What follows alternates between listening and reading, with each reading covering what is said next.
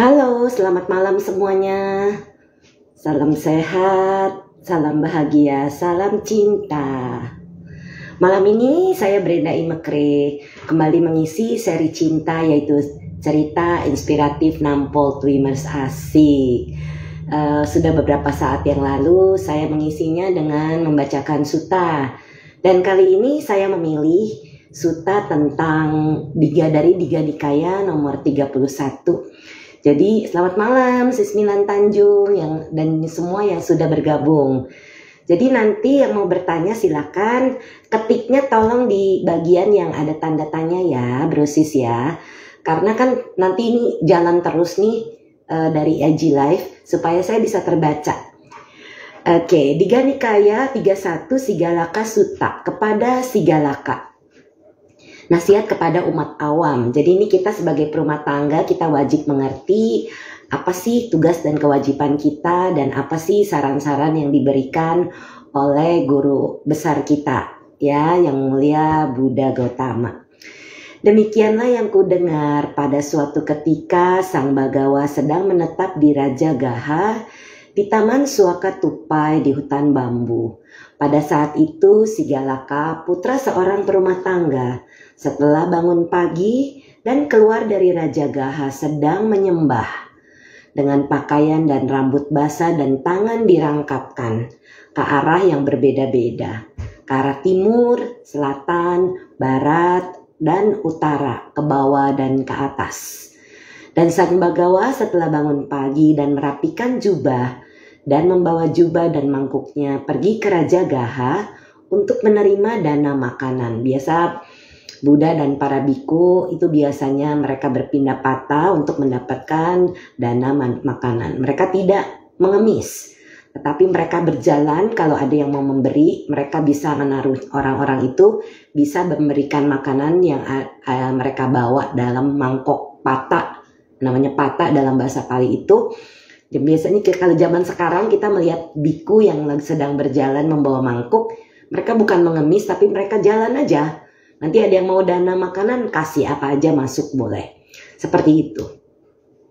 Lalu Buddha melihat Sigalaka menyembah ara yang berbeda-beda. Beliau berkata, "Putra perumah tangga, mengapa engkau bangun pagi untuk menyembah ara yang berbeda-beda?" "Bagawa, ayahku ketika menjelang meninggal dunia menyuruhku melakukan hal ini." Nah ini jadi penurut sekali nih Sigalaka ini.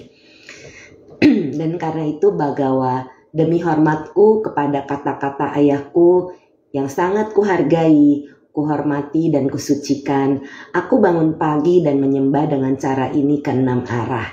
Jadi barusan tadi saya sudah informasi, yang mau bertanya boleh masukkan ketikan pertanyaan itu di bagian tanda tanya. Tetapi putra perumah tangga, itu bukanlah cara yang benar dalam menyembah 6 arah menurut disiplin Arya. Jadi Bagawa, bagaimanakah seharusnya seseorang menyembah ke 6 arah menurut disiplin Arya? Baik sekali jika Bagawa mengajariku cara yang benar dalam menyembah 6 arah menurut disiplin Arya. Demikianlah, perhatikan dan aku akan berbicara. Baik Bagawa, jawab Sigalaka. Dan Saga Bagawa berkata, "Perumah tangga muda adalah dengan meninggalkan 4 kekotoran perbuatan, yaitu dengan tidak melakukan kejahatan dari 4 penyebab." Nanti akan dibahas satu persatu. Kemudian dengan tidak mengikuti 6 cara membuang-buang harta seseorang. Dengan menghindari 14 kejahatan ini, maka siswa Arya mencakup 6 arah. Dan dengan praktek demikian menjadi seorang penakluk dari 2 alam, sehingga semuanya akan berjalan lancar baginya, baik di alam ini maupun di alam berikutnya. Dan saat hancurnya jasmani, setelah kematian, ia akan pergi ke alam bahagia, ke alam surga. Jadi di sini sudah diberitahu oleh Buddha bahwa dengan mengikuti saran sebagai kita nih perumah tangga mempraktekkan kepada 6 arah tersebut, kita bisa masuk ke alam bahagia, alam surga. Apakah 4 kekotoran perbuatan yang harus ditinggalkan? Yang pertama adalah membunuh. Jadi jangan membunuh. Ini adalah apapun itu jangan dibunuh. Kedua adalah mengambil apa yang tidak diberikan. Jadi tidak boleh mencuri. Itu sebetulnya bukan hanya mencuri. Kita ada sesuatu di meja, lalu kita ambil. Itu pun termasuk mengambil yang tidak diberikan. Walaupun sekecil, sehalus apapun kita harus berhati-hati. Ini sudah sering saya bahas di dalam pembahasan tentang sila dan karma. Jadi bro dan sis boleh mendengarkan kembali pembahasan saya tentang sila dan karma. Kemudian yang ketiga adalah pelanggaran seksual. Keempat adalah berbohong, memecah belah, dan lain-lain, bergosip. Ini adalah 4 kekotoran perbuatan yang harus ditinggalkan. Demikianlah Sang Bagawa berkata. Jadi 4 hal ini kita harus tinggalkan, ya. Dan setelah Sang Sempurna menempuh sang jalan berbicara, Sang Guru menambahkan, membunuh, mencuri, berbohong, pelanggaran seksual, dicela oleh para bijaksana. Apakah 4 penyebab kejahatan yang harus ia hindari? Kejahatan yang muncul dari kemelekatan. Nah, kita harus berhati-hati dengan kemelekatan. Muncul dari kebencian. Juga ini bisa jadi akar. Tidak suka sesuatu itu adalah kebencian. Jadi benci itu bukan hanya benci, tetapi tidak menyukai sesuatu, menolak, seperti itu. Itu pun sesuatu yang dalam akar dari kebencian. Muncul dari kebohongan atau delusi. Muncul dari kebodohan. Muncul dari ketakutan. Jika seorang siswa Arya tidak bertindak karena kemelekatan, kebencian, kebodohan atau ketakutan, maka ia tidak akan melakukan kejahatan yang disebabkan oleh salah satu dari 4 penyebab ini. Demikianlah Sang Bagawa berkata. Dan setelah yang sempurna menempuh sang jalan berbicara, kenapa dibilang yang sempurna menempuh sang jalan? Bagawa itu adalah panggilan zaman dulu kepada Buddha, karena beliau itu sudah melewati hal-hal yang merupakan kesempurnaan yang bisa diraih oleh seorang manusia. Jadi dikatakan yang sempurna menempuh sang jalan menuju pembebasan sejati. Sang Guru menambahkan, keinginan dan kebencian. Jadi di sini adalah loba dan dosa dalam bahasa Pali, yaitu nafsu, keinginan terhadap sesuatu. Keinginan ini bisa suka atau tidak suka pun sama. Kebencian pun tidak suka, penolakan. Ketakutan dan kebodohan. Ia yang melanggar hukum karena hal-hal ini kehilangan reputasi baiknya. Betul ya, bro sis ya. Kita kalau misalnya benci atau tidak suka terhadap sesuatu atau mengambil sesuatu yang diberikan, itu tentunya melanggar hukum. Kehilangan reputasi baiknya seperti bulan pada paruh penyusutan. Apa maksudnya bulan paruh penyusutan ini? Adalah di mana bulan sabit. Jadi bulan itu menyusut di bulan sabit yang kita kenal dalam bahasa itu, kalau mungkin pernah mendengar tentang Ceit Capgo, ini adalah ceitnya gitu, yang paruh penyusutan. Keinginan dan kebencian, ketakutan dan kebodohan. Ia yang tidak pernah menyerah pada hal-hal ini tumbuh dalam kebaikan dan reputasi. Jadi kita meninggalkan hal-hal ini supaya kita bisa hidup bahagia. Silakan ya bro dan sis, boleh bertanya diketikkan di dalam hal yang ada tulisan tanda tanya itu, boleh diketik di sana. Dan apakah 6 cara membuang-buang harta seseorang yang tidak boleh diikuti? Yaitu ketagihan pada minuman keras dan obat-obatan yang menyebabkan kelambanan. Kelambanan ini maksudnya tumpul pikirannya. Adalah cara pertama menghabiskan harta. Jadi kalau kita suka minuman keras, obat-obatan ini maksudnya narkoba ya bro dan sis. Ini bisa menyebabkan tumpul di dalam batin kita. Kita tidak waspada terhadap bahaya yang ada dari hal itu. Lalu berkeliaran di jalan pada waktu yang tidak tepat adalah cara kedua. Nah ini berkeliaran di jalan waktu yang tidak tepat, maksudnya misalnya tengah malam gitu ya. Orang-orang sudah waktunya tidur, ada yang masih keluyuran. Mengunjungi tempat hiburan adalah cara ketiga. Ya zaman dulu pun 2600 tahun yang lalu itu ada tempat-tempat hiburan. Ketagihan berjudi adalah cara keempat. Ini yang tidak boleh diikuti ya bro dan sis. Ini termasuk membuang-buang harta. Bergaul dengan teman-teman jahat. Nah ini kita harus tahu nih. Kalau kita ketemu dengan orang yang mengaku teman dan mengajak kita pakai narkoba, kemudian minum alkohol, kemudian keluyuran di tengah malam, kemudian juga pergi ke tempat hiburan. Nah itu adalah sesuatu yang tidak baik. Itu bukanlah teman-teman yang baik ya. Jadi termasuk berjudi. Jadi kalau ada orang ngajakin judi, yuk kita pergi yuk hiburan gitu. Nah itu bukan sesuatu yang baik. Kemalasan yang menjadi kebiasaan adalah cara keenam. Ada 6 bahaya yang terdapat di dalam ketagihan pada minuman keras dan obat-obatan yang menyebabkan kelambanan. Kelambanan ini yang dimaksud adalah tumpul ya.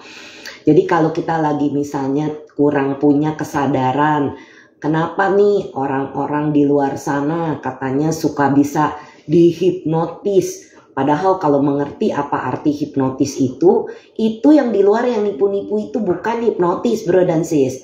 Mereka itu pakai ilmu hitam, sihir, gendam, guna-guna.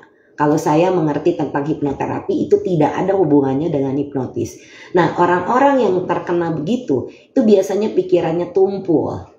Dan orang-orang yang misalnya gampang ditipu itu adalah satu lamban ya, jadi pikirannya itu tidak waspada, kemudian juga serakah. Kan misalnya nih ada investasi apa misalnya gitu ya. Nah itu orang-orang yang misalnya dibilang ada yang nawarin emas nih murah harganya. Emas sekarang misalnya 1 gram itu 900-an ribu, mungkin 1 juta sekarang saya enggak tahu. Totalnya ditawarin misalnya 500 ribu separuh harga. Mungkin nggak? Masuk akal nggak bro dan sis? Nggak ya? Jadi kita harus hati-hati dengan sesuatu yang kelihatannya murah tapi itu tidak masuk akal. Atau misalnya, wah masukin aja nih uangnya ke sini. Nanti kamu dapat returnnya cepat sekali dalam waktu beberapa bulan udah kembali modalnya. Nah itu harus waspada. Kita cari yang aman-aman aja bro dan sis. Coba saya bertanya dulu tentang pertanyaan. Selamat malam Mami, apakah makan tape termasuk konsumsi alkohol? Wah pertanyaan yang bagus nih sis Weni. Jadi begini sis. Selama tape itu belum jadi alkohol, enggak apa-apa. Tapi begitu itu di sini sudah mulai panas, begitu dimakan ini udah mulai nggak enak, nggak nyaman, stop. Saya begitu. Saya pula pecinta tape. Dan kalau dia sudah berubah menjadi alkohol, saya stop. Jadi yang pertama adalah kita cium. Wanginya ini udah berubah belum menjadi wangi arak gitu ya. Wangi alkohol. Kalau iya, jangan. Karena itu bisa menimbulkan kelambanan. Tumpul, ngantuk kalau lagi mau meditasi misalnya. Wah ini saya sudah pernah buktikan dulu. Almarhum Bante Wim itu waktu saya baru-baru pertama belum retret belum meditasi sama beliau. Ketemunya waktu itu kan saya suka berdana makan kepada beliau. Kemudian beliau itu bilang, Brenda kamu jaga sila dengan baik ya. Sila itu yang 5 itu ya kita tahu ya sila apa saja. Tidak membunuh, mengambil barang yang tidak diberikan seperti Suta malam ini. Tidak melakukan hubungan seks yang salah, tidak bohong, gosip, kemudian tidak menggunakan narkoba dan alkohol. Jadi begitu dibilang alkohol, saya bilang, Bante, saya ini kan di Amerika dingin, kedinginan kalau winter. Walaupun di San Diego itu tidak sampai minus, cuman beberapa kali selama 6 tahun saya di sana, cuma ada 2 kali winter itu di bawah 0. Tapi selebihnya nggak pernah di bawah 0. Jadi dingin. Dan saya bilang, saya suka minum alkohol karena untuk menghangatkan badan. Dan Bante cuma bilang, carilah yang lain yang bisa bikin hangat. Termasuk minum air hangat pun bisa bikin badan jadi hangat, kata Bante. Terus saya pikir ya beda lah ya. Tapi Bante bilang begini, coba kamu minum alkohol, terus kamu meditasi. Jadi saya buktikan, saya bukan orang yang gampang percaya ya. Jadi waktu itu cukup ngeyel memang orangnya. Jadi malam habis dinner, saya habis dinner gitu kan, minum wine sedikit sih sebenarnya, sedikit sekali. Seloki yang kecil itu nggak sampai full, cuma 1/4 mungkin, atau 1/5 atau 1/3, sedikit sekali. Pagi-pagi meditasi, betul ngantuk. Jadi meditabo, bukan meditasi. Kemudian 3 hari berturut-turut bro dan sis, akhirnya saya kapok karena memang setiap meditasi itu pagi-pagi jadi ngantuk.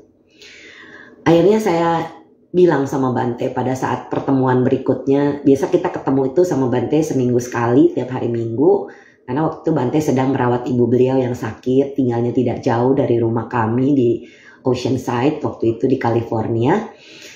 Jadinya saya bilang, Bante, saya kapok sekarang minum alkohol lagi. Karena apa? Ya karena itu orang udah dibilang bisa tumpul ya. Nah itu benar banget. Nah ini di sini termasuk ya. Jadi ini ada 6 bahaya yang terdapat dalam ketagihan pada minuman keras dan obat-obatan narkoba maksudnya, yang menyebabkan kelambanan. Jadi menjawab pertanyaan sis Weni tadi, ya. Jadi kalau sudah berubah menjadi alkohol, tape itu jangan dikonsumsi. Saran, kalau sis masih meditasi itu bisa bikin ngantuk ya. Jadi saya itu sekarang itu lebih selektif. Kemarin baru kita habis survei, saya beli tape. Dan waktu saya cium, oh itu masih belum. Jadi masih bisa saya konsumsi. Tapi kalau tape itu dibiarinin berhari-hari, itu akan menjadi lembek dan akan berubah menjadi ada alkoholnya. Itu kalau sudah begitu saya tidak bisa konsumsi lagi. Ya seperti itu. Jadi kalau enggak bisa tumpul kalau meditasi pagi sis ya. Dan kemudian obat-obatan yang menyebabkan kelambanan, artinya yaitu obat-obatan jenis narkoba atau obat-obatan yang bikin pikiran tumpul. Kadang-kadang obat-obat penenang tuh ada hubungannya. Sama-sama sayang. Terima kasih katanya. Jadi bisa bikin tumpul. Obat-obatan tertentu untuk penenang itu pun bisa bikin tumpul karena pikirannya itu clouded dan tidak seger, bawaannya ngantuk. Nah itu pun termasuk ya. Menghabiskan uang yang ada sekarang. Nah ini kita harus bisa menabung artinya. Yaitu bahaya lain adalah meningkatkan pertengkaran. Kenapa? Orang yang suka mabok minum-minum itu karena kewaspadaannya tumpul, dia tidak sadar, seringkali melakukan hal-hal tidak baik yang menimbulkan berantem. Sering ya kita lihat bro dan sis kalau lagi nonton film-film barat tuh mereka minum-minum di bar. Kemudian mereka berantem, tonjok-tonjokan gitu kan, pukul-pukul. Nah ini udah dikasih tahu di sini di film, di Sutta ini oleh Buddha 2600 tahun yang lalu sudah dibahas. Ya, jadi jangan minum-minuman keras dan narkoba karena bisa membuat pertengkaran. Mengalami penyakit. Nah iya, orang yang terlalu banyak minum alkohol itu larinya nanti ke liver dan juga larinya ke ginjal. Ya, jadi bisa jadi penyakit, betul banget itu. Kehilangan nama baik. Kenapa? Kalau kita mabok-mabokan gak sadar kita berantem sama orang, nama baik ya hilang. Ya. Membuka rahasia buruk seseorang. Ada orang percaya sama kita, makanya saya nggak pernah mabok supaya saya tidak membuka rahasia orang-orang, dan itu tidak akan pernah terjadi. Karena kalau lagi nggak sadar, lagi mabok-mabok, orang kan kalau lagi mabok ngomong apapun bisa. Ya, jadi ini maksudnya. Dan melemahkan kecerdasan. Betul sekali, orang-orang yang suka minum-minuman alkohol dan narkoba itu bisa melemahkan kecerdasan, jadi tumpul, tidak pintar atau bodoh ya. Jadi itu adalah akibatnya. Silakan nanti bro dan sis yang mau bertanya boleh diketik di bagian yang ada tanda tanya supaya saya bisa langsung ke sana untuk menjawab. Ada 6 bahaya yang terdapat dalam keterikatan pada perbuatan berkeliaran di jalanan pada waktu yang tidak tepat. Nah ini bahayanya kalau suka keluyuran. Seseorang tidak memiliki pertahanan dan tanpa perlindungan. Jadi kalau udah tengah malam itu kan nggak kelihatan, itu kan jadinya gelap gitu ya. Mungkin zaman dulu tuh nggak ada mobil, zaman Buddha itu orang pada jalan kaki atau naik kuda. Itu nggak ada pertahanan karena nggak bisa melindungi dirinya. Demikian pula dengan istri dan anak-anaknya.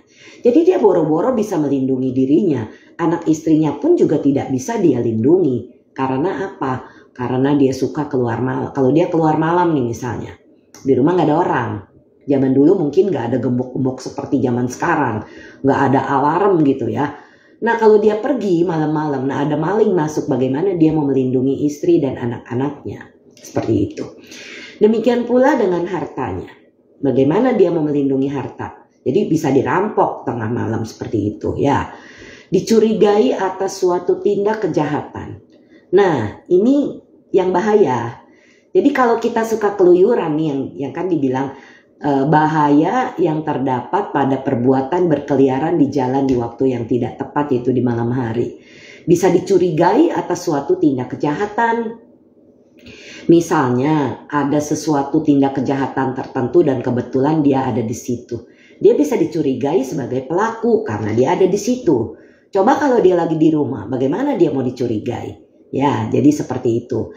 Bisa menjadi korban laporan palsu. Jadi bisa dibilang, oh alibinya nggak kuat nih karena dia ada di situ. Nah itu bisa jadi korban. Padahal mungkin bukan dia yang melakukan kejahatan. Kejahatan dalam bentuk apapun. Sehingga ia mengalami segala jenis ketidaknyamanan.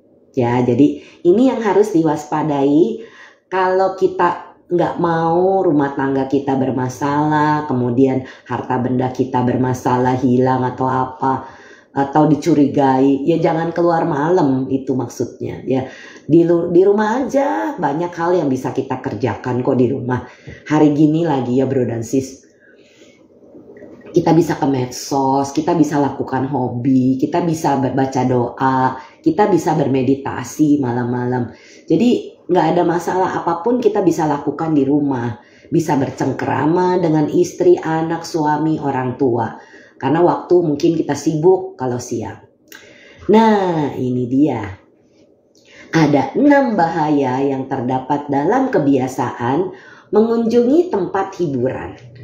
Jadi kalau orang yang suka pergi-pergi ke night club atau kemana tempat-tempat hiburan, itu biasanya selalu berpikir begini, di mana ya yang ada tari-tarian, di mana yang ada orang bernyanyi, di mana mereka memainkan musik, di mana mereka bercerita. Zaman dulu kan nggak ada bioskop, jadi tuh orang zaman di India itu 2600 tahun yang lalu mereka suka bikin kayak himne atau misalnya cerita-cerita. Jadi mereka cari hiburannya dengan begitu. Di mana tepuk tangannya, di mana genderangnya. Karena itu mereka kan kalau tempat hiburan kan rame ya. Biasanya seperti itu. Jadi ini kebiasaan pemikiran ini yang akan menjadikan berikutnya itu pikirannya itu melekat kepada sesuatu yang sudah pernah dia alami. Misalnya pernah nonton sesuatu, nah itu dalam pikirannya dia jadi teringat. Ingatan itu menjadi kemelekatan, begitu. Yang sudah, kalau sudah nanti saya akan bahas satu suta di kapan-kapan di kemudian hari. Itu ada yang namanya penggandaan pikiran. Jadi pikiran itu tergandakan terus. Wah kalau ini begini, jangan-jangan begini. Seperti itu ya. Ini orang-orang yang overthinking biasanya. Anyway, kembali ke dalam Sigala Wadas atau Sigalaka Sutta ini. Lalu ada 6 bahaya yang terdapat dalam perjudian. Nah ini bro dan sis harus waspada. 1, pemenangnya akan dimusuhin. Jadi kalau kita menang dalam judi, yang menang ini dimusuhin sama yang punya kasino atau yang punya apalah namanya tempat yang suka tempat perjudian itu kalau menang dimusuhin orang, yang kalah meratapi kekalahan. Ya jelas ya kalau misalnya uangnya habis dia akan pasti meratap gitu. Ia menghilangkan kekayaannya yang ada sekarang. Betul banget, misalnya uang itu harusnya dia pikir saya mau gandakan dengan judi Jadi saya judi aja supaya bisa dapat lagi, menang gitu kan. Setelah itu kalau sudah menang saya bisa bayar biaya apalah tuh ya. Itu adalah pemikiran keliru bro dan sis. Kalau kalah gimana uangnya habis? Misalnya uang 5 juta, ada punya 5 juta, harus bayar uang sekolah, harus bayar biaya ke dokter, harus bayar biaya macam-macam. Butuhnya 7,5 juta. Dari mana 2,5 juta? Oh udah deh saya judi aja, mana tahu menang. Habis 5 jutanya. Boro-boro nambahin 2,5 juta lagi, 5 jutanya hilang. Nah, jadi itu dia. Ya, jadi menghilangkan kekayaan yang ada sekarang. Kata-katanya tidak dipercaya di dalam suatu perkumpulan. Betul banget. Orang yang suka berjudi itu tidak dipercaya karena mereka suka bohong. Itu biasa. Jadi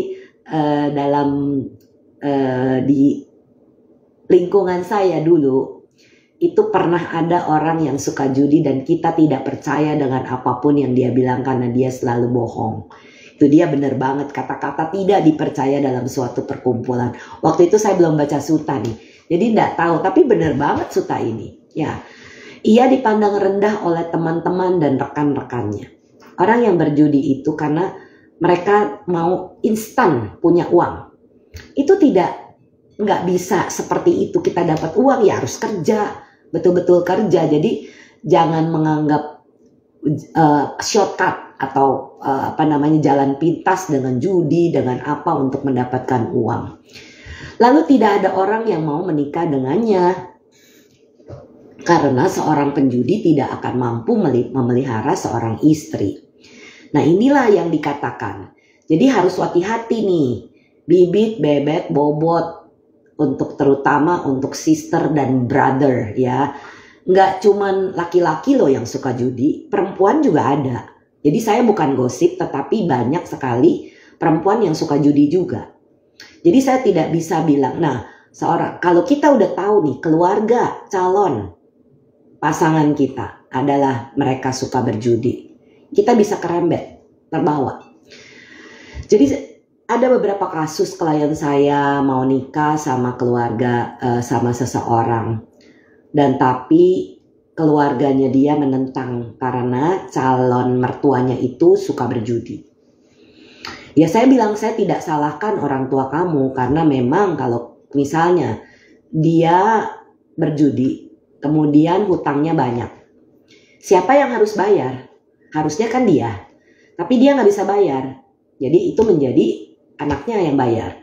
Kalau kamu menikah sama anaknya, ya otomatis kamu bantu anaknya. Ya, jadi itu sebabnya kenapa orang tua itu tidak akan suka kalau anaknya itu menikah dengan seorang penjudi atau keluarga penjudi. Ya, jadi ini yang harus kita pahami. Jadi karena penjudi itu kecuali bandar atau yang punya kasino itu yang bisa kaya. Selebihnya penjudi tidak ada yang bisa kaya. Ya, saya udah melihat sendiri bekas lingkungan saya yang dulu itu begitu. Bukan saya penjudi, saya tidak suka berjudi karena saya sudah melihat betapa judi itu merusak sebenarnya. Oke, silakan bro dan sis yang baru bergabung, bila ada pertanyaan silakan ketikkan di bagian tanda tanya. Saya akan lanjutkan. Ada 6 bahaya yang terdapat dalam pergaulan dengan teman-teman jahat. Para penjudi, orang yang rakus. Nah, kalau kita suka bermain sama orang yang judi, lama-lama diajak, kita judi yuk, kamu bisa dapat untung loh, gitu ya. Jadi bisa begitu. Itu bukan teman yang baik. Orang yang rakus, kalau ketemu ngajak kita makan melulu kerjaannya. Memang sosialisasi itu begitu, ya. Jadi orang yang rakus dalam banyak hal, entah rakus dalam misalnya makan, atau rakus dalam minum alkohol, atau rakus dalam belanja, matanya mata lapar gitu, lapar mata. Nah itu tidak baik karena kita bisa terbawa. Aturan misalnya nih, saya pernah punya ya teman-teman gitu. Mereka kalau ketemu itu ya pasti kita ketemunya dinner. Ya itu tapi selama bukan rakus yang makannya itu sampai kenyang masih dihajar gitu. itu nggak baik juga. Ya, jadi kita harus waspada. Itu bisa terbawa jadinya. Pemabuk. Orang-orang yang suka mabuk akan suka berada di dekat orang yang mabuk. Nah, kita yang sadar, janganlah berada di dekat orang-orang seperti itu. Pembohong. Baru kenal, temannya udah ngebohongin. Jadi itu bukan sesuatu teman yang baik. Penipu, pengganggu, gitu ya, menjadi teman-temannya. Jadi orang-orang yang seperti ini dijauhi, dihindari, supaya kita tidak terbawa ke dalam perbuatan-perbuatan jahat. Nah, ini menarik nih. Buddha zaman dulu udah bisa bilang ada 6 bahaya yang terdapat dalam kemalasan. Berpikir, aduh terlalu dingin, lalu dia tidak bekerja. Lalu dia berpikir, panas banget, dia tidak bekerja. Kalau gak dingin, panas, gak kerja jadinya. Lalu berpikir, terlalu pagi, dia gak bekerja. Atau dia pikir, udah bangunnya kesiangan, udah gak bekerja. Atau dia pikir, aku terlalu lapar, jadi gak bisa kerja. Atau aku kekenyangan, itu pun jadi gak kerja. Demikianlah Sang Bagawa berkata. Jadi betul-betul banget, ini kalau orang yang sudah malas dalam hal seperti ini, kita mendingan sebaiknya menjauh, karena kita supaya tidak terbawa. Syukur-syukur kalau kita bisa ingatkan, ya bro dan sis ya. Dan setelah yang sempurna menempuh sang jalan berbicara, sang guru menambahkan, beberapa adalah teman minum, beberapa menyatakan persahabatannya di depanmu. Tetapi mereka adalah teman-teman di saat engkau membutuhkan adalah sahabat yang sejati. Jadi kalau kita betul-betul punya sahabat sejati, kapanpun kita butuhkan mereka ada. Jadi itulah sahabat. Bukan hanya pada saat kita lagi senang mereka ada di dekat kita, tapi pada saat kita susah pun mereka ada di dekat kita. Lalu kemudian, ini bukan orang-orang yang baik, yaitu tidur terlalu larut malam, melakukan pelanggaran seksual, bertengkar, melakukan kekejaman. Teman-teman, ngomong-ngomong soal kekejaman bro dan sis, kita harus waspada terhadap mainan atau game yang berhubungan dengan kekejaman, pembunuhan, tembak-tembakan, seperti itu. Karena dengan memainkan satu game, itu kita menaruh bibit di dalam batin kita atau pikiran kita. Contoh nih, misalnya seseorang anak yang main tembak-tembakan. Kemudian pikirannya akan penuh dengan kebencian. Lalu begitu ada yang mengingatkan, ayo kamu mandi, udah waktunya mandi atau udah waktunya makan. Lalu dia marah-marah. Kenapa bisa begitu? Karena dia pikirannya sudah diisi dengan kebencian, bibit kebencian. Itu yang menyebabkan dia jadi marah. Ya, jadi harus diliatin anak, cucu, keponakan yang suka main game, itu gamenya game apa? Kalau gamenya game perang-perangan, itu bukan game yang baik, karena itu bisa menimbulkan kebencian di dalam pikiran mereka. Silakan ya bro dan sis yang mau bertanya. Kemudian bertengkar, melakukan kekejaman, teman-teman jahat dan kekikiran.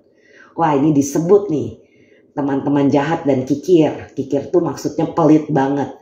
Orang boleh hemat, tetapi jangan kikir, jangan pelit. Seandainya kita melihat seseorang yang butuh bantuan, misalnya orang itu belum makan atau apa, nah itu kita bisa berikan bantuan. Oh iya, saya kasih kamu nasi bungkus ya, gitu, seperti itu. Jadi jangan kikir. Boleh dan bahkan harus hemat, ya, bisa menabung. Tetapi bukan berarti kita pelit terhadap banyak hal dalam memberi. Memberi tentunya sesuatu hal yang baik. 6 hal ini menghancurkan seseorang. Ya. Ia yang bergaul dengan teman-teman jahat. Yang tadi jahat itu sudah kita bahas ya, yang judi, yang suka keluyuran, yang suka mabok-mabokan, minum alkohol, narkoba. Jadi ini bisa menghancurkan. Ia yang bergaul dengan teman-teman jahat menghabiskan waktunya melakukan perbuatan-perbuatan jahat. Jadi kalau ada orang yang di seputar kita seperti ini, kita tinggalkan. Maka di alam ini dan alam berikutnya juga orang itu akan menderita kesengsaraan. Ini sudah dikasih tahu dengan jelas. Berjudi, prostitusi, dan bermabukan juga. Menari, menyanyi, tidur di siang hari. Berkeliaran pada waktu yang salah. Bergaul dengan teman-teman jahat. Jadi ini bisa menimbulkan penderitaan. Kekikiran, menghancurkan seseorang. Kalau orang-orang pelit nih maksudnya. Ia bermain dadu, maksudnya yang dadu itu ya, zaman dulu kan judinya pakai itu. Meminum minuman keras, bepergian bersama istri-istri orang lain. Ia mengambil jalan yang rendah dan hina, dan memudar seperti bulan pada paruh penyusutan, yaitu bulan gelap ya. Jadi itu yang dimaksud. Jadi jangan melakukan kesalahan-kesalahan seperti ini. Pemabuk, hancur, dan jatuh miskin. Semakin banyak minum, semakin haus. Ya, kalau orang minum alkohol, katanya, kalau saya dulu batasi minum itu sedikit sekali karena saya tidak mau menjadi kecanduan. Tapi itu pun ternyata membuat ketumpulan, bro dan sis. Jadi semakin banyak minum, semakin haus. Ini seperti kita minum air laut ya yang asin. Kalau udah haus ya jangan minum air laut. Karena makin asin jadi makin pengen minum. Nah ini sama dengan semua nafsu keinginan kita. Bagaikan batu di dalam air akan tenggelam, segera ia akan kehilangan sanak saudaranya. Ia yang menghabiskan hari-hari siangnya dalam tidur dan terjaga pada malam hari. Nah ini terbalik nih waktunya. Jadi siangnya dia tidur, malamnya dia bangun, menyukai kemabukan dan prostitusi, tidak mampu mempertahankan rumah yang layak. Jadi orang-orang seperti ini ya memang betul tidak akan mempunyai rumah tangga yang harmonis. Terlalu dingin, terlalu panas, terlalu larut, mereka mengeluh. Kemudian mengesampingkan pekerjaan mereka, itu yang tadi. Dingin panas lapar udah kepagian, kemalaman gitu ya. Ini semua jadi alasan. Sehingga setiap kesempatan yang telah mereka miliki untuk melakukan kebajikan terlepaskan. Tetapi ia yang menganggap dingin dan panas tidak berarti apa-apa. Dan seperti seorang laki-laki melaksanakan tugas-tugasnya, kegembiraannya tidak akan berkurang. Jadi ya enggak apa-apa kalau memang harus melakukan tugas dan kewajiban ya memang harus dikerjakan seperti itu. Putra perumah tangga. Nah ini seru nih ya. Jadi bro dan sis bisa mengerti mana sih musuh dalam selimut. Ada 4 jenis ini yang dapat terlihat sebagai musuh dalam samaran teman. Pertama adalah orang yang mengambil seluruhnya. Ini artinya temannya serakah, mengambil semuanya. Ada makanan, ada apa, semuanya diambil. Itu adalah orang yang serakah, yang mengambil seluruhnya. Kedua adalah orang yang banyak bicara. Jadi sepertinya mereka teman atau sahabat, tapi ternyata bukan. Ya, jadi kita harus waspada. Ketiga adalah orang yang suka menyanjung. Katanya ada udang di balik bakmi, ada udang di balik bakwan. Itu yang harus kita waspadai, jangan terlena dalam sanjungan. Dan keempat adalah teman dalam berfoya-foya. Ini adalah dikategorikan musuh dalam samaran teman. Jadi kalau ada teman yang ngajak kita foya-foya ya nggak usah. Kita ketemu misalnya berapa tahun sekali kita mau ketemuan, reuni, kangen, pengen ngobrol. Nggak apa-apa memang harus ketemuan. Tetapi kalau udah terlalu sering kita itu namanya foya-foya, menghabiskan uang. Ya kadang-kadang ngobrolan itu juga nggak jelas. Kadang-kadang malah gosip gitu kan. Jadi kita menghindar aja kalau yang seperti itu. Lalu orang yang mengambil seluruhnya dapat dilihat sebagai teman palsu untuk 4 alasan. Ini dibahas lagi dengan detail oleh Buddha. Ia mengambil semuanya. Jadi itulah yang tadi dikatakan serakah. Ia menginginkan banyak dengan mengeluarkan sedikit.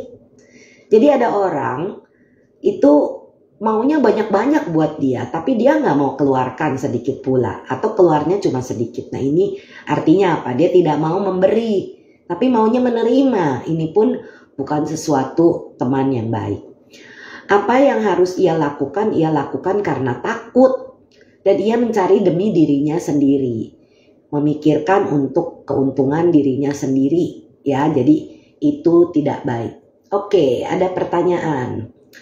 Dosa apa yang dilakukan di masa lalu sehingga sulit jodoh di kehidupan sekarang? Oh, sebenarnya bukan dosa, bro silak mukmin.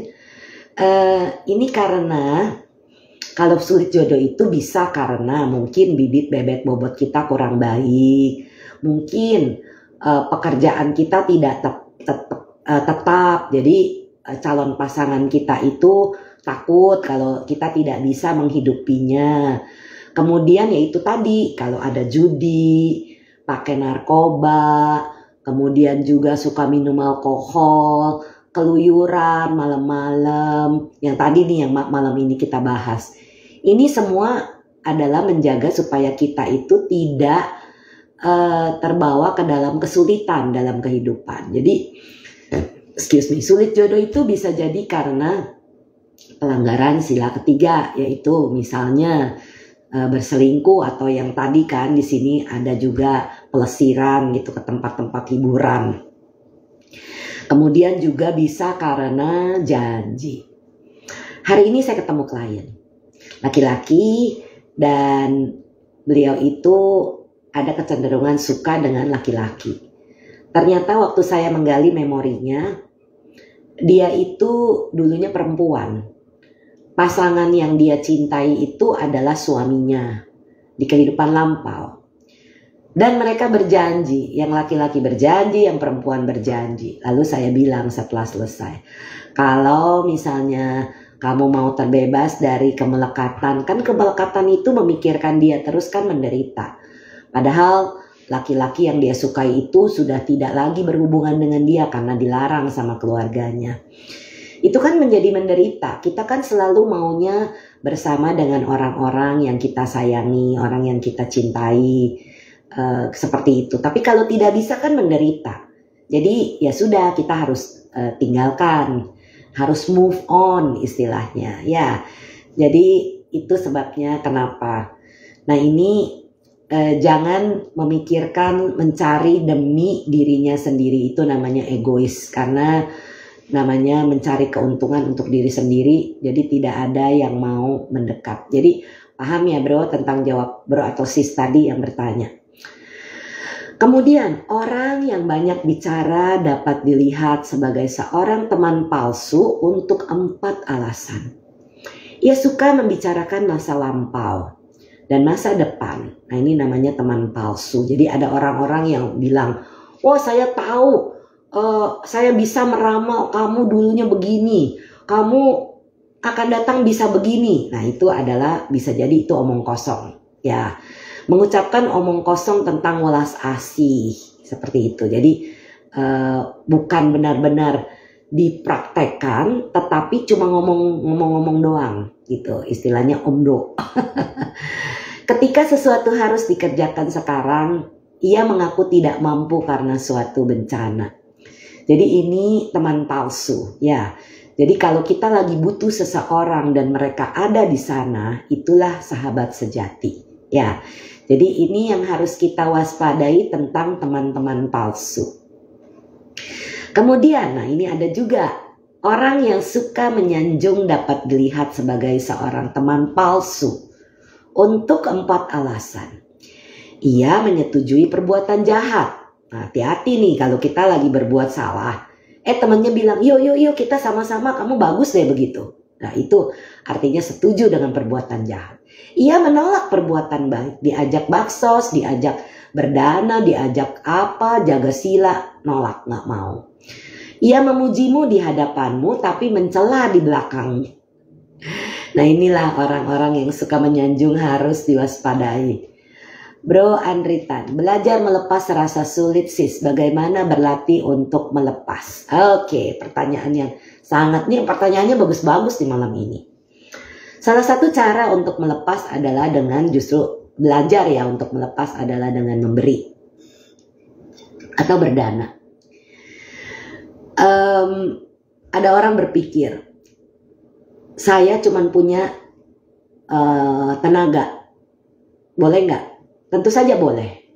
Tetapi bukan berarti tenaga aja cukup, bro dan sis.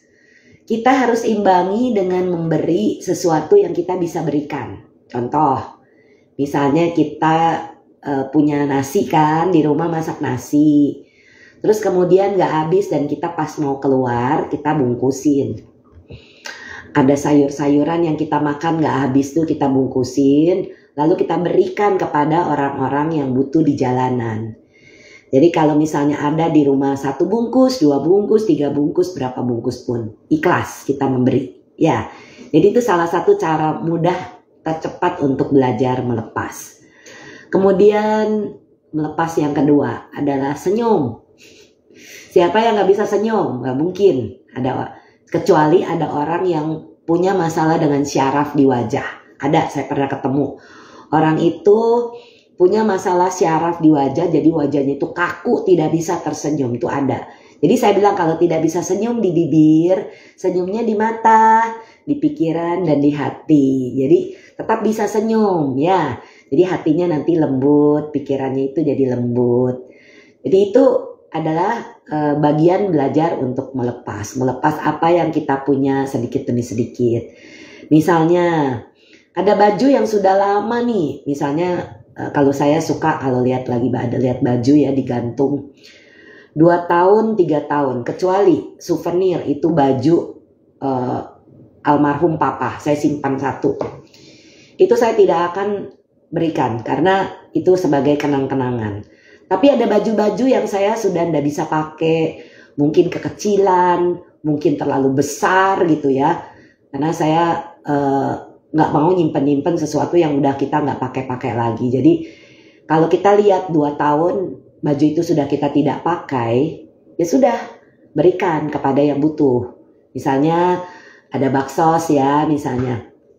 Oh ya, by the way, kapan-kapan kalau ada yang mampir ke DSI Center dan masih punya baju layak pakai, itu boleh didanakan karena kami juga meneruskan saat kami baksos. Jadi kami udah punya center, bisa simpan di gudang ya, nanti kalau ada yang kita lagi baksos, bagi-bagi barang, atau misalnya ada yang kebakaran, kita bagi-bagi tuh baju-baju, atau ada yang mengalami bencana alam waktu di Lombok, kita kumpulkan baju-baju bekas seperti itu yang layak pakai ya bro dan sis.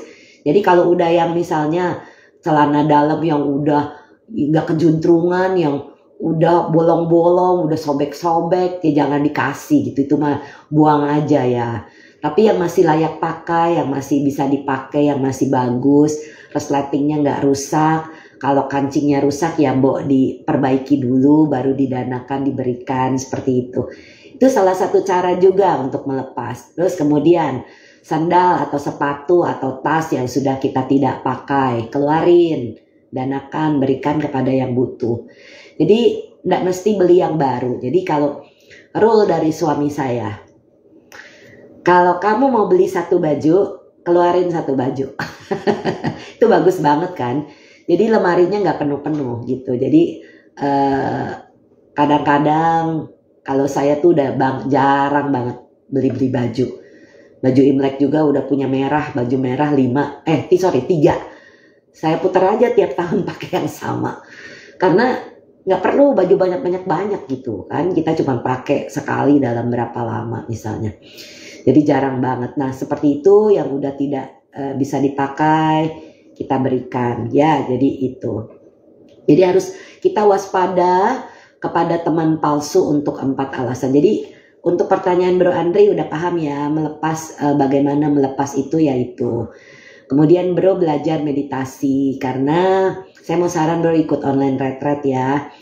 Di sini kita mengajarkan untuk 6R. Jadi kalau misalnya ada apapun ya cuman tahu ada, recognize, mengenali, melepaskan, rilis, rilekskan ketegangan di kepala yang penuh dengan keketatan karena adanya nafsu keinginan, atau adanya kemelekatan, atau adanya kebencian, atau penolakan, atau delusi atau apapun itu bisa mengetap.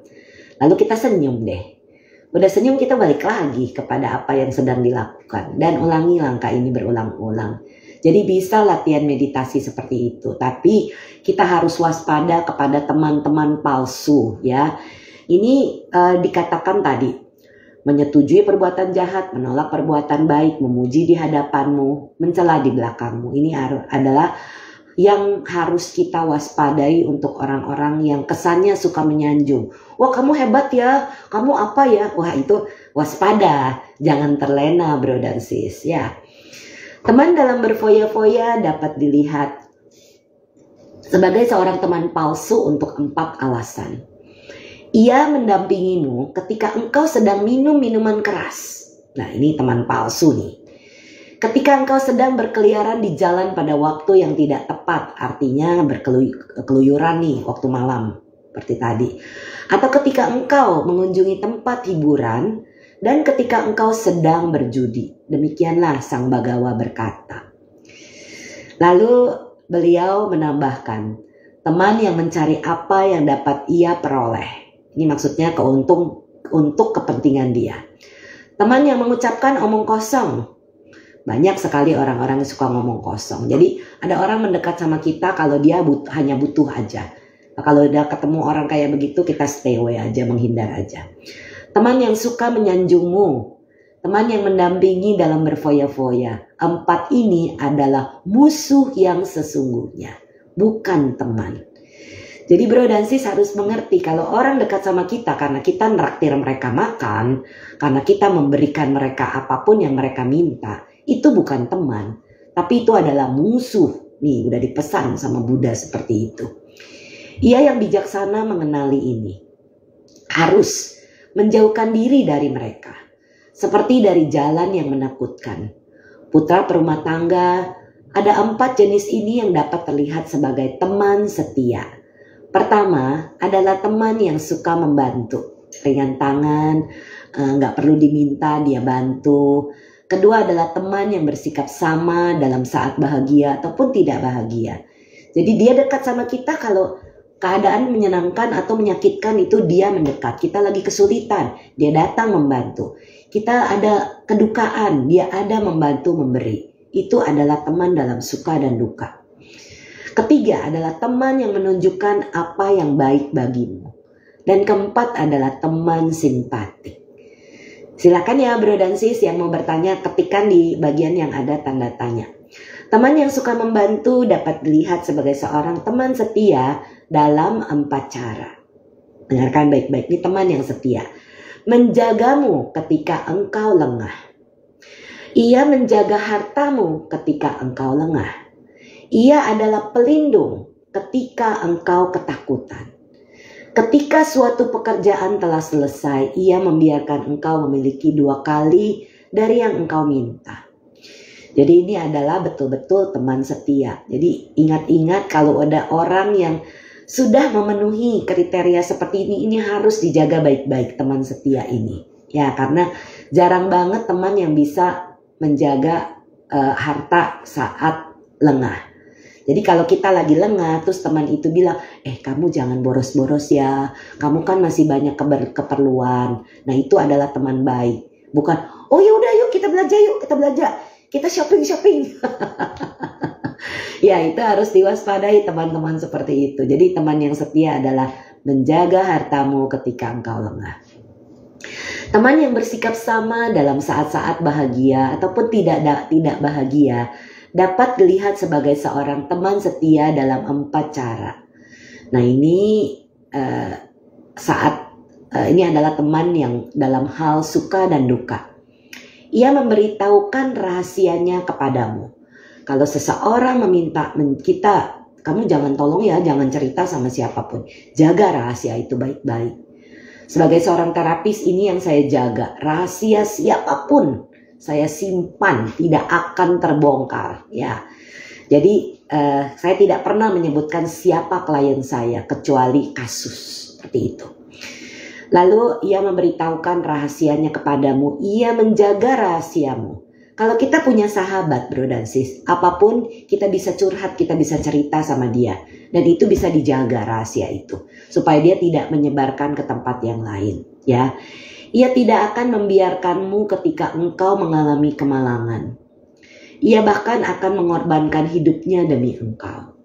Nah, tapi ini juga kurang bijaksana ya kalau terlalu mengorbankan. Karena kita harus melihat teman yang baik. Tapi ada loh orang yang mengorbankan hidupnya demi kita. Jadi itu yang kita jaga, teman-teman seperti inilah yang sangat jarang zaman sekarang. Tapi ada, bro dan sis. Teman-teman yang menunjukkan apa yang baik bagimu dapat dilihat sebagai seorang teman setia dalam 4 cara. Ia mencegahmu melakukan kejahatan. Ia mendukungmu melakukan kebaikan. Ia memberitahukan apa yang tidak engkau ketahui. Dan ia menunjukkan jalan menuju ke alam surga. Jadi teman-teman yang seperti ini mencegah berbuat jahat, mendukung melakukan kebaikan, memberitahu apa yang gak ketahui, kita dikasih tahu, menunjukkan jalan ke alam surga. Ini adalah teman setia yang harus dijaga, bro dan sis. Teman simpatik dapat dilihat sebagai seorang teman setia. Hari ini gak banyak yang tanya tapi pertanyaannya bagus-bagus. Teman simpatik dapat dilihat sebagai seorang teman setia dalam 4 cara. Ia tidak bergembira di atas kemalanganmu. Artinya orang yang simpati pada kita, mereka tidak akan tertawa di atas penderitaan kita. Ia bergembira di atas keberuntunganmu. Kalau kita mendapatkan sesuatu, dia ikut happy, ikut senang sama kita. Menghentikan mereka yang mencelamu dan menghargai mereka yang memujimu. Kalau ada orang yang mencela kita, nanti dia akan bilang, kamu gak boleh ngomong begitu, dia bukan orang seperti itu. Jadi melindungi ya. Dan itu adalah teman-teman setia yang harus kita jaga. Demikianlah Sang Bagawa berkata. Lalu beliau menambahkan, teman yang suka membantu dan teman di saat bahagia dan tidak bahagia. Teman yang menunjukkan jalan yang benar. Teman yang bersimpati. 4 jenis teman ini oleh ia yang bijaksana harus diketahui nilai sesungguhnya. Karena kita jarang banget ketemu teman seperti ini. Ia harus menghargai mereka dengan sepenuh hati. Bagaikan seorang ibu terhadap anak kesayangannya. Sang bijaksana yang terlatih dan disiplin bersinar bagaikan mercusuar. Jadi saya berusaha mempraktekkan apa yang disebutkan di sini. Jadi saya menganggap orang-orang yang melatih meditasi bersama kami adalah anak-anak kandung. Saya nggak punya anak kandung. Jadi semua orang yang melatih meditasi saya ajarkan apa yang saya ketahui kepada mereka. Nggak ada yang disembunyikan ya. Jadi seperti seorang ibu terhadap anak-anak betul-betul. Jadi sang bijaksana yang terlatih dan disiplin bersinar bagaikan mercusuar. Ia mengumpulkan kekayaan bagaikan lebah, mengumpulkan madu dan kekayaannya terus tumbuh. Bagaikan gundukan sarang semut yang semakin tinggi. Dengan kekayaan yang diperolehnya, seorang duniawi dapat mengabdikan diri demi kebaikan orang banyak. Nah ini, jadi kita bisa mengabdikan diri untuk kepentingan orang banyak. Nah, ini yang dipesankan. Dengarkan baik-baik. Wah, tinggal 3 menit, tapi saya rasa cukup waktunya. Ia harus membagi kekayaannya menjadi 4 bagian. Sebagian boleh ia nikmati, 2 bagian harus digunakan untuk pekerjaan. Bagian keempat harus disimpan sebagai cadangan pada saat dibutuhkan. Jadi ini sudah dipesan. Si Suweni, betul mami aku ketemu gede. Bener. Jadi saya banyak ketemu anak-anak di TWIM nih, banyak banget ya. Oke, jadi itulah cara bagaimana kita menjaga kekayaan. Banyak orang, aduh saya ini boros ya. Saya sering mengatakan bagi 4. Pertama untuk sendiri, kedua untuk keluarga, ketiga untuk ditabung, keempat untuk usaha. Jadi cadangan saat dibutuhkan ya. Jadi tabungan-tabungan ini kita perlu punya, apalagi orang yang tidak punya keluarga, dalam arti tidak punya anak, tidak punya suami, tidak punya istri.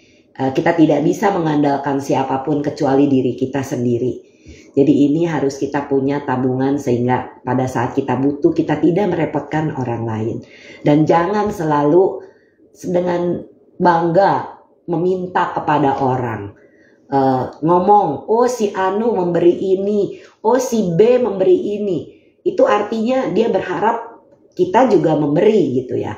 Kalau kita jangan mengatakan seperti itu. Saya tidak pernah bilang, oh saya butuh ini, saya butuh itu. Saya tidak pernah.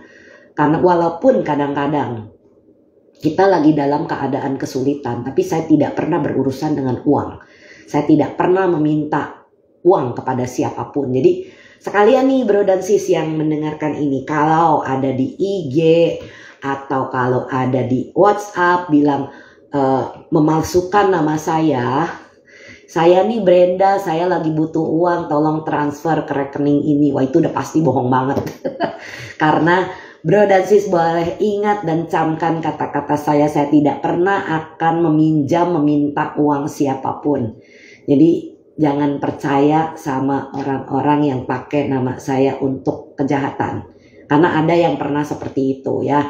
Untungnya orangnya nelpon ke saya. Sis Brenda ganti nomor nggak? Kalau yang udah tahu nomor WA saya bisa langsung cross check. Sis Brenda lagi butuh uang ya? Hah? Siapa yang bilang? Ini ada WA namanya Sis Brenda katanya butuh uang. Wah, udah pasti bukan saya deh kalau soal meminjam uang. Jadi kalau saya tidak meminjamkan uang kepada siapapun, saya juga tidak meminjam uang kepada siapapun atau meminta ya. Jadi seperti itu. Oke, hari ini kita bahas tentang teman dan sudah selesai. Karena suta ini panjang jadi saya harus bagi lagi untuk Senin berikutnya. Nanti ada cara, nah ini saya kasih pilarnya ya. Siswa bagaimana perumah tangga? Siswa Arya melindungi 6 penjuru. 6 hal ini dianggap sebagai 6 penjuru. Timur merupakan ibu dan ayah. Selatan, timur ibu dan ayah, selatan guru-guru, barat istri dan anak, utara teman-teman dan rekan, bagian bawah adalah para pelayan pekerja dan pembantu, bagian atas adalah para petapa dan brahmana. Ini untuk minggu depan kita akan bahas sambungan dari Sigala Wada Sutta ini lagi ya. Oke, jadi nanti di minggu depan kita akan membahas tentang bagaimana 5 cara seorang putra melayani orang tua. Bagaimana kita tugas dan kewajiban kita. Ya, jadi seperti itu supaya memahami. Oke, pembicaraan cinta 112 malam ini saya sudahi dulu karena sudah jam 8 malam. Terima kasih untuk pertanyaan-pertanyaannya yang berbobot dan terima kasih sudah bergabung bersama saya. Saya berusaha untuk menampilkan cinta setiap Senin malam kecuali saya berhalangan kalau keluar kota atau lagi keluar kemana itu saya tidak mengisi. Tapi minggu depan, Senin depan kita akan terus mengisi. Semoga tidak ada halangan apapun dan saya palingan absen di cinta di akhir September. Oke, karena akan menghadiri memorial yang mulia Bante Wimalaramsi nanti di Amerika. Oke, terima kasih untuk kesempatan yang diberikan kepada saya berbagi. Semoga semua yang mendapatkan mendengarkan sharing malam ini tentang Sigalaka atau Sigala Wada Sutta mendapatkan manfaat besar, baik yang mendengarkan langsung maupun yang mendengarkan nanti rekamannya. Dan saya mohon maaf apabila ada kata-kata, pikiran, dan perbuatan yang pernah saya lakukan keliru, baik di kehidupan ini maupun di kehidupan lampau. Semoga saya bisa dimaafkan. Mari kita bersama-sama berbagi jasa. Semoga yang menderita bebas dari derita. Semoga yang merasa takut bebas dari rasa takut. Semoga yang berduka menghapus semua dukanya. Dan semoga semua makhluk menemukan kelegaannya. Semoga semua makhluk berbagi jasa yang telah kami peroleh untuk memperoleh semua jenis kebahagiaan. Semoga semua makhluk di angkasa dan di bumi, para dewa dan naga yang perkasa, berbagi jasa-jasa kami ini. Semoga mereka terus melindungi ajaran kebenaran. Semoga mereka melindungi semua para guru-guru yang sudah meninggalkan kami semua. Semoga mereka semua melindungi Indonesia dan seluruh dunia. Semoga semua makhluk berbahagia. Sadu, sadu, sadu. Oke, terima kasih Anumodana juga untuk semua yang sudah mendengarkan. Sampai jumpa, selamat malam, salam cinta. Kita jumpa di Senin depan di tanggal 14 Agustus di seri cinta yang berikutnya. Sigalaka atau Sigalawada Sutta yang berikutnya. Oke, selamat malam semuanya.